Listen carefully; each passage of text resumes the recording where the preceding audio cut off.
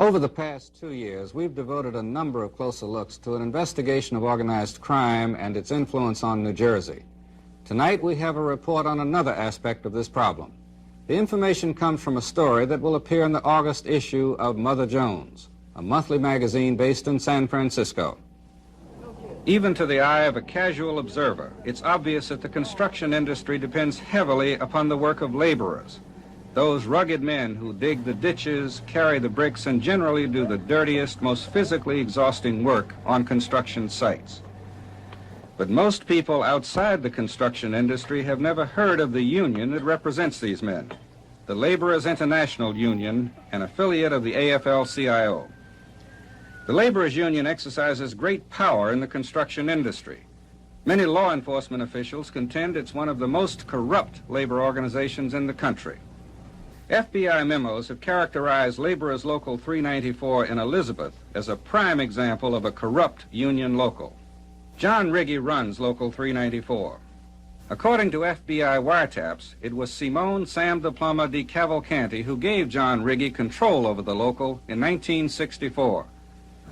The price, according to these wiretaps, was a promise by Riggi that organized crime figures loyal to de Cavalcanti would always have work. Riggi seems to have done just that. FBI intelligence reports have repeatedly labeled the local as a headquarters for illegal gambling operations. Justice Department officials have claimed that more than 20 members of the local were Mafia soldiers. What's the price paid for all of this? The general public ends up paying for higher construction costs. Union members pay with their hard work and their pension and retirement funds, which in the past have been poorly invested. And they also pay with their fear. Two investigative reporters spent the better part of a year putting this story together. Bob Wendrum is a staff member at the American Lawyer magazine. He's worked with us on several other closer look projects.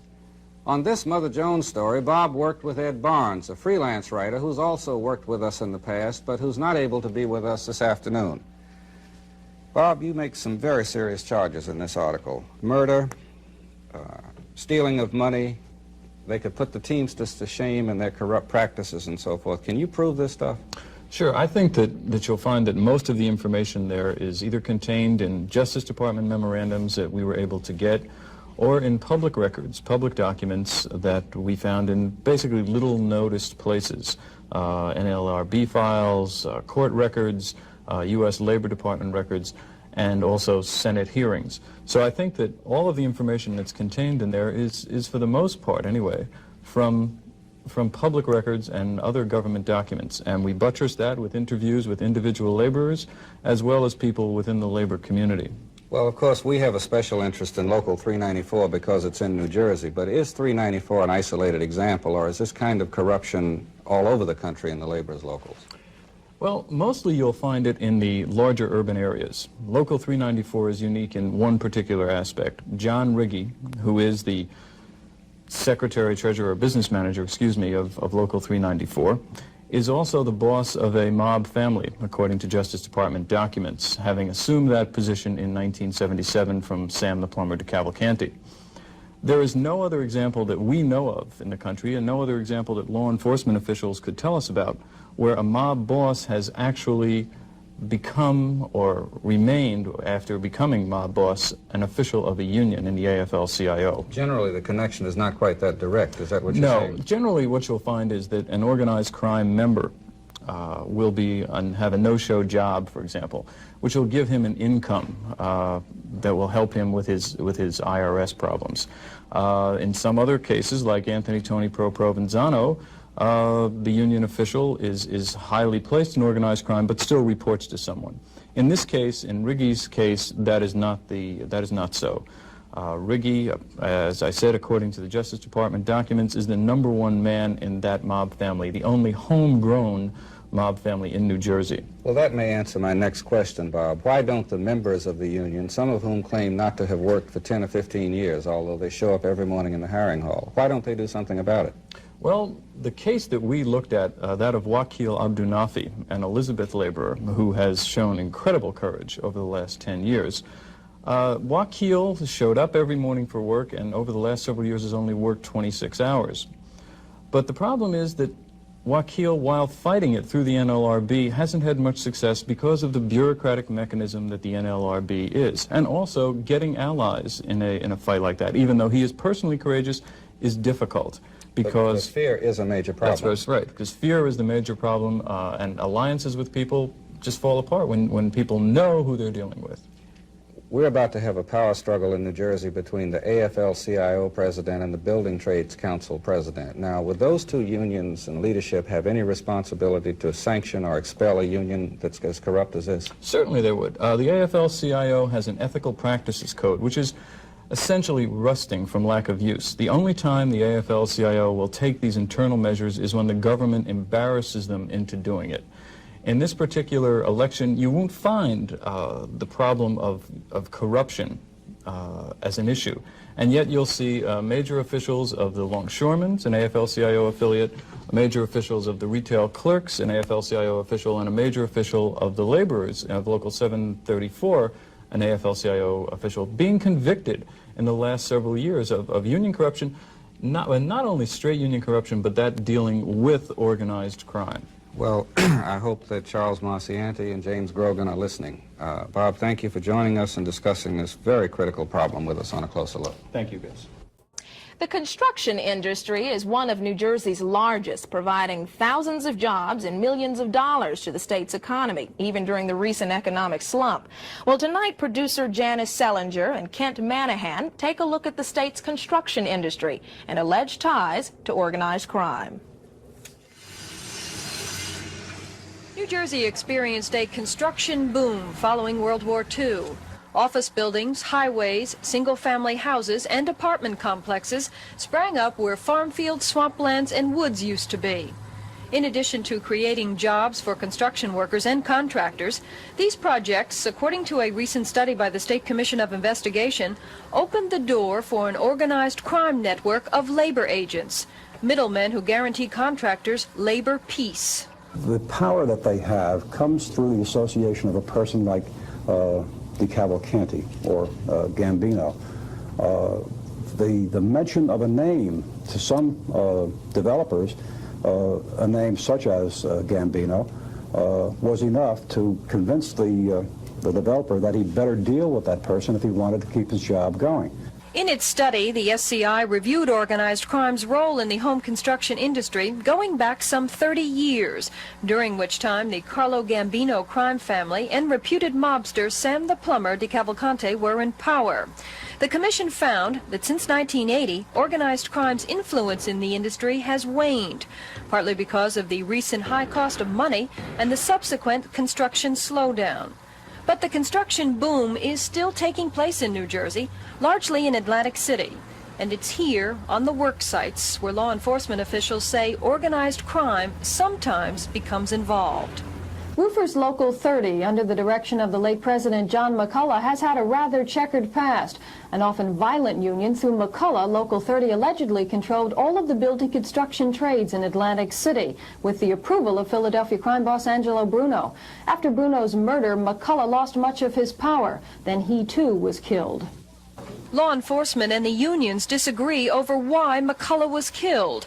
Law enforcement officials say it was a power struggle with warring mob factions over Atlantic City. Labor leaders say it was because McCullough stood up to the mob. In the case of John McCullough being shot, I would have to assume, looking at that situation, that if organized crime is involved, they did not want John McCullough organizing the workers into a very strong, good union. And that would demonstrate that Roofers 30 probably had no connections with organized crime. However, law enforcement officials and incorporation papers filed with the Secretary of State's office point to organized crime ties with some of Atlantic City's small construction companies.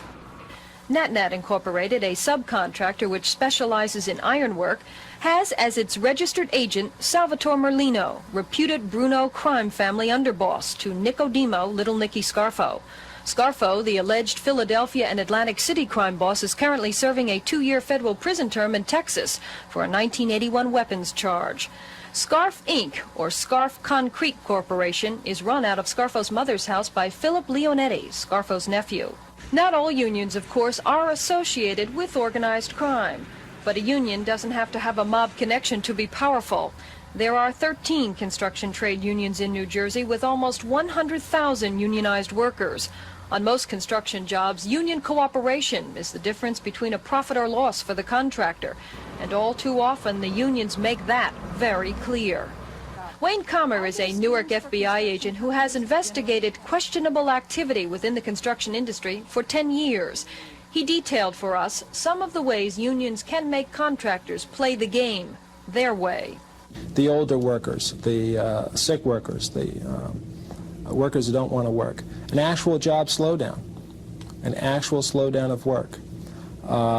Mistakes being made on the job, where the workers will put up a wall in the wrong place, and the wall has to come down and then be put back up together again. Those types of examples in which the union has a stranglehold on the contractor, it's a very subtle type thing. And it's not so much that they don't necessarily use the words where the union representative is going to explain to the contractor, you pay me $5,000 and then I'll take care of you. Sometimes that is the case. Because of these kinds of activity, the construction industry has attained a rather questionable reputation. There is a widespread impression that corruption permeates the industry, driving up the cost of housing and commercial construction and making payoffs part of the routine cost of doing business. I have said that if you're a contractor in this country, you're suspect. If you're a contractor from New Jersey, you're indictable. And if you're an Italian contractor from New Jersey, you're convicted. In 1981, allegations surfaced that Secretary Donovan knew and had dealings with organized crime figures while executive vice president of Schiavone Construction Company, a large Secaucus-based firm. There were also allegations of payoffs where Donovan was reportedly present. Many of those allegations were made by this man, Mario Monturo, former Secretary-Treasurer of Local 29 of the Blasters, Drillers, and Miners Union. A special prosecutor found no grounds to indict Donovan, but recently reopened the investigation on related charges. Of the original charges, only one was found by the special prosecutor to be true: the existence of no-show employees on the Schiavone payroll. Well, on these jobs, I mean, you have 250 or 350 people on a job, an underground project at various stages of construction. It is not too difficult for a foreman to falsify reports. We have, as other companies do, a system of checks and balances like a surprise audit where everybody must identify themselves. But it's an imperfect system and it can be beaten, and in this case it was. Donovan's accuser, Mario Monturo, told us that no-show jobs are just one of the ways a union operates. Many times, Monturo said, a union isn't strong enough to stand on its own. If a union ain't connected or controlled by organized crime, not that it's nothing wrong, because in one way it's good. Other unions, if there was no involvement in one union, that he wasn't connected to organized crime, all the other unions that are connected, or big unions that ain't connected, they'd take over this union. They'll push the union around and union have nothing. But if they know that this union is connected with organized crime, or if it is or not, they're not going to go near it. Donald Kennedy, president of the Mercer County Building Trades Council, denies illegal union activities or organized crime connections exist within New Jersey's unions. No, I think the construction industry in New Jersey has, for the most part, has demonstrated it is much cleaner than in many other parts of the country. Members of the State Commission of Investigation acknowledge that mob influence has been waning in New Jersey's construction industry recently because the building business is so slow. But they warn the reprieve may be only temporary. It's probably only being held in abeyance, and that if the construction industry booms again, this will reemerge. It's a very virulent strain, this kind of activity, and we are convinced that it will recur if the economy turns around and construction commences again. In the meantime, Commission members are recommending reforms to help prevent the resurgence of organized crime activity in the construction industry. They would like to see a state law requiring that labor agents register with the state and file annual financial reports. The SCI contends that would give the labor community a sense of confidence. Organized Organized crime has infiltrated and exploited the housing construction industry in New Jersey for at least the past 3 decades. That's the finding of a 2-year-long probe by the State Commission of Investigation. Steve Katz reports. As home construction boomed in the post-World War II era, so did the infiltration of organized crime into the building industry, according to the State Commission of Investigations. The SCI found that mobsters made millions of dollars as labor consultants to developers. Pickets might appear to shut the job down, and they would disappear after a couple of days. Then these labor consultants would show up at the project offices and say, this is what happened. We got rid of these pickets for you. If you want your job to remain free of any labor strife, we'll go on your payroll. The SCI traced the consultants to 2 Mafia families, the New York-based Carlo Gambino organization and New Jersey's Sam the Plumber DeCavalcante's family. Working through a union local the SCI calls a sham, the DeCavalcante family reportedly helped builders pay sub-union wages and minimal benefits while filling its own coffers. Clients included well-known and well-established firms, some of which, the SCI says, were willing to pay hefty fees in return for little or no service. According to the SCI, the Linpro company, which developed the Princeton Meadows complex in Plainsboro and other projects in the state, paid over $500,000 to mob-connected labor consultants. Those payoffs began 10 years ago when construction on Princeton Meadows began. Today, Princeton Meadows officials weren't happy about the publicity they're getting because of the investigation. The SCI says a man named Frank LaVecchia, who still works as a consultant to Linpro, received much of that $500,000 and is allegedly connected to the DeCavalcante family.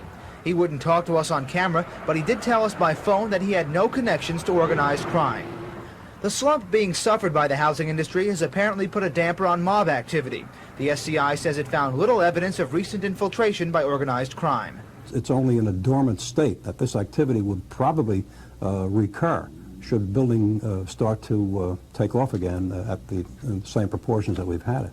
To prevent that, the Commission is recommending the legislature make it mandatory for labor consultants to be licensed and to make annual financial disclosure statements. Meanwhile, the Attorney General's office is looking at the SCI report to see if the evidence it contains could lead to charges. In Plainsboro, Middlesex County, I'm Steve Katz. When they started building this casino in 1977, the governor made a great speech defying organized crime. The governor told the mob to keep its filthy hands off Atlantic City. Well, it won't surprise you to learn that apparently the mob wasn't listening. The filthy hands are here, according to law enforcement authorities, and the best evidence is a series of killings elsewhere. When Carmine Galante was killed in a Brooklyn restaurant in July 1979, many concluded the shots were part of a war for control of Atlantic City, a battle which, investigators say, has grown to involve 4 families of organized crime. Angelo Bruno was head of one of the families until he was killed in front of his Philadelphia home in March 1980. 10 months before Bruno's funeral, there'd been another for Anthony Little Pussy Russo, killed at his apartment in Long Branch, Monmouth County. Last week, we talked with New Jersey's Director of Gaming Enforcement, G. Michael Brown, about those shootings. Carmine Galante in Brooklyn, Angelo Bruno in Philadelphia, Anthony Russo in Long Branch. What hard information do you have that these killings were related to Atlantic City? I have no hard information that they're related to Atlantic City. I think Bruno can, more than any of the others, be historically documented through intelligence sources as being the person who had the rights to Philly and South Jersey historically, prior to casino gaming. Nobody bothered with Atlantic City. You know, Atlantic City was South Bronx with sand in 1976. But now you have a booming community. You have a construction industry which during, I think, 1979 was the greatest concentration of building construction in the world going on in a 12-block radius in Atlantic City. So the other families are encroaching. So they all want to come in and they want to take a piece. And Bruno was old, he was relaxed, and he was susceptible from within his own organization in Philadelphia and from without, from the families. But I mean, Galante initially had been considered tied to the Bruno, and I think the fact of his death and the fact of Bruno's death indicates organized crime. But Brown says the Russo killing, according to informers, was not related to Atlantic City, although it was a mob hit. The Casino Control Commission has spent a lot of time talking about organized crime during the 3 casino years. The Division of Gaming Enforcement's investigations raised allegations of past mob connections to officials of all 3 licensed casinos, Resorts International, Caesars Boardwalk Regency, and Ballet Park Place. But the commission found no proof of present mob connections and licensed all 3 companies. Many experts say organized crime doesn't have to infiltrate the casinos. There's enough money to be made in prostitution and loan sharking, and particularly in the service businesses which deal with casinos. G. Michael Brown told us about the companies on the side. The ancillaries, which don't even affect the casino directly, but might involve facilities adjacent to a casino hotel. Laundry, food purchasing, laundry, food, steaks, cigarettes, soda. How many oranges do you think a casino purchases in a week? How much garbage do they generate? What does it cost them in soft drinks a week? So anytime you have that type of large volume purchasing by an industry, which here happens to be a casino industry, which has that extra shadow to it, you're going to generate people that are trying to make an organized illegal dollar out of it. And then there's the labor unions. The state's investigating mob influence here, and Brown cites another killing as evidence that organized crime has moved in. Last December, John McCulloch, a longtime president of the Roofers Union Local, was shot to death in his Philadelphia home. Here was a leader of construction trades in Philadelphia and therefore South Jersey, and he was killed. Why? I don't think anybody can give you a specific why, but I don't think he'd be dead today, or Bruno would be dead today, if he didn't have casino gaming in Atlantic City and people trying to get their piece of the pie or take someone else's pieces of the pie. We like to know why McCulloch was killed. We like to know the theories behind his killing and who might take over as a leading force in the union, and whether it's a move by organized crime to infiltrate labor in Atlantic City. Got any answers to those questions? A lot of speculation. No, I have no hard answer or solution. Let me ask you this. What would New Jersey have to do to have an Atlantic City free of organized crime? Same thing New York would have to do. Same thing Chicago would have to do.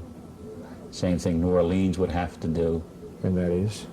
Well, I don't know if it's possible. I think all you do is you limit organized crime influence. You harass it through criminal prosecution. You make it spend money on lawyers. You make it go into hiding. You make it change its area of location. You raid its numbers and bookmaking parlors. So you hit it in a bankroll, but you certainly don't chase it out of town. I think the understanding and admission of the existence of organized crime activity is half the problem. And Director Brown told me that not all of the illegal operations in Atlantic City fit under the organized crime umbrella. There are independent scams going, particularly in loan sharking and prostitution. But when the independents grow beyond a certain size, they are encouraged to leave or just taken over by the mob. Mob control of many labor unions, says U.S. Attorney W. Hunt Dumont, is ravaging legitimate business in New Jersey. Dumont, in an address to the Somerset County Bar Association yesterday, pointed to the trucking and construction industries as being particularly hard hit by mob domination of key union locals. He says that through racketeering and graft, the mob attaches what amounts to a surcharge on trucking and building projects. Of the 7 crime families operating in New Jersey, Dumont singled out the New York City-based Genovese family as the most active. Control of mob influence, he added, would be a major goal of his office.